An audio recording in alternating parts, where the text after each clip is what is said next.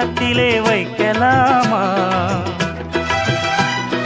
அந்தியிலே சந்தனத்தை பூச, ஆசைகளை கண்களிலே பேச, சேலையிலே நீ விசிறி வீச, காலையிலே பார்த்த கண்ணு கூச. என்ன சுகமோ எப்ப வருமோ என்னென்னவோ பண்ணுதையா ஆசை. மலையோரம் மாங்குருவி மாவிலையில் பாட்டெழுதி பாடுதடி.